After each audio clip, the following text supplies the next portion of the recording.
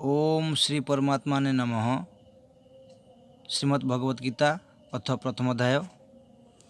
धृतराष्ट्र उवाच धर्मक्षेत्रे कुरुक्षेत्रे समवेता जुजुत्सव मामकः पांडवाश्चैव किं कृपत् संजय।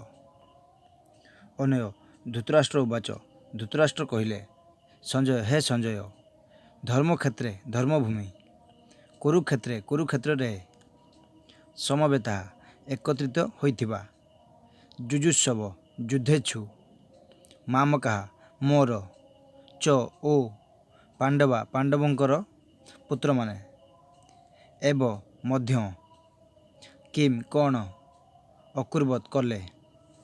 धृतराष्ट्र कहिले हे संजय धर्मभूमि कुरुक्षेत्र रे युद्ध इच्छा रखी एकत्रित होइथिबा मोर पांडवंकर पुत्र माने कौन कले।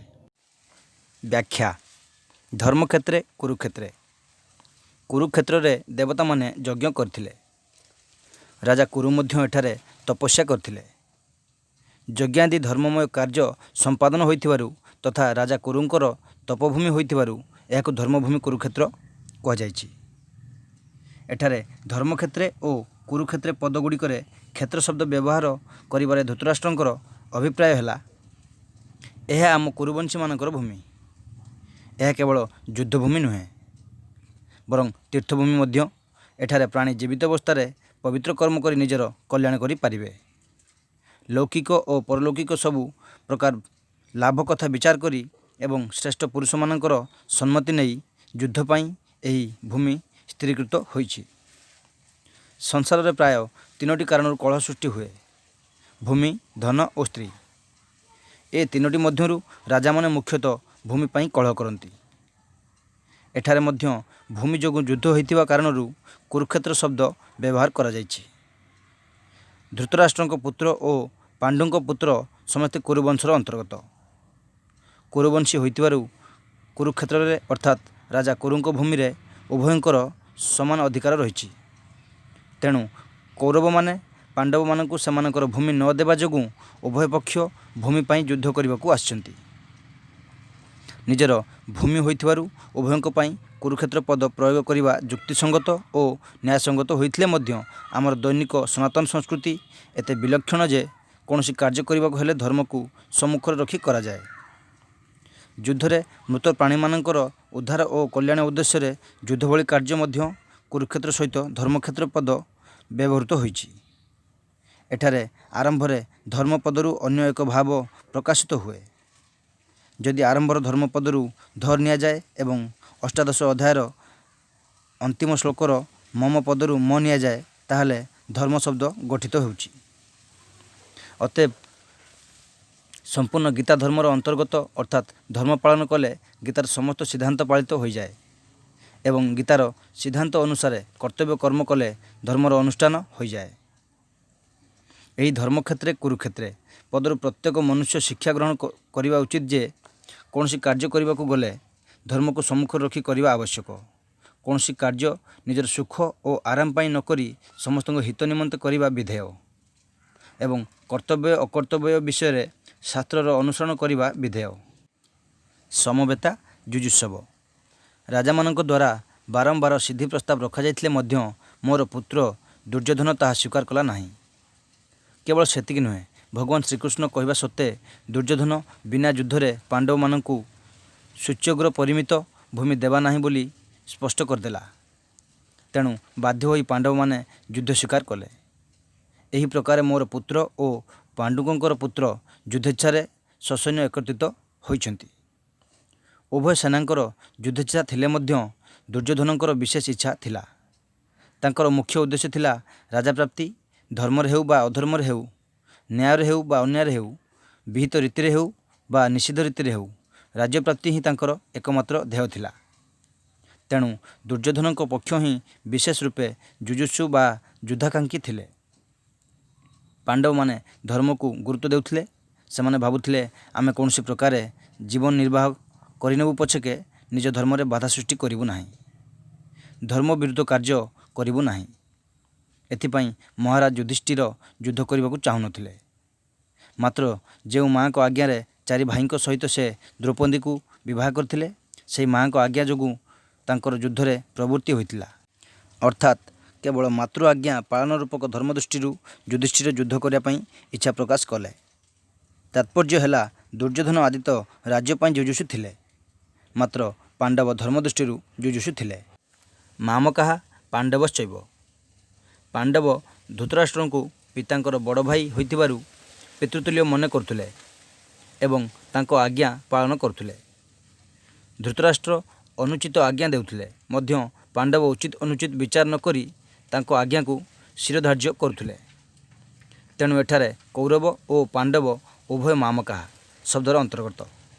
ତଥାପି ପାଣ୍ଡବା ପଦ ପୃଥକ୍ ଭାବେ କହିବାର ତାତ୍ପର୍ଯ୍ୟ ହେଲା ଧୃତରାଷ୍ଟ୍ରଙ୍କର ନିଜ ପୁତ୍ର ଓ ପାଣ୍ଡୁପୁତ୍ରଙ୍କ ପ୍ରତି ସମଭାବ ନଥିଲା।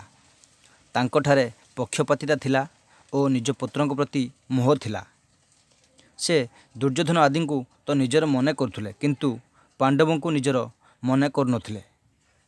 ଏହି କାରଣରୁ ସେ ନିଜ ପୁତ୍ରଙ୍କ ପାଇଁ ମାମକା ଓ ପାଣ୍ଡୁପୁତ୍ରଙ୍କ ପାଇଁ ପାଣ୍ଡବା ପଦ ପ୍ରୟୋଗ କରିଛନ୍ତି। କାରଣ ଅନ୍ତରର ଭାବ ହିଁ ବାଣୀରେ ପ୍ରକାଶ ପାଏ। ଏହି ଦୈତ୍ୟ ଭାବ ଯୋଗୁଁ ଧୃତରାଷ୍ଟ୍ରଙ୍କୁ ନିଜ କୁଳ ସଂହାରର ଦୁଃଖ ଭୋଗ କରିବାକୁ ପଡ଼ିଲା।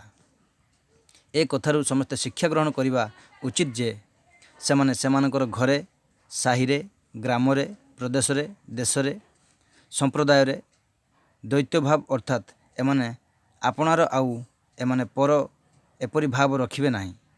ଦୈତ୍ୟଭାବ ଯୋଗୁଁ ପରସ୍ପର ମଧ୍ୟରେ ପ୍ରେମ ଓ ସ୍ନେହ ରହେ ନାହିଁ, ବରଂ କଳହ ସୃଷ୍ଟି ହୁଏ।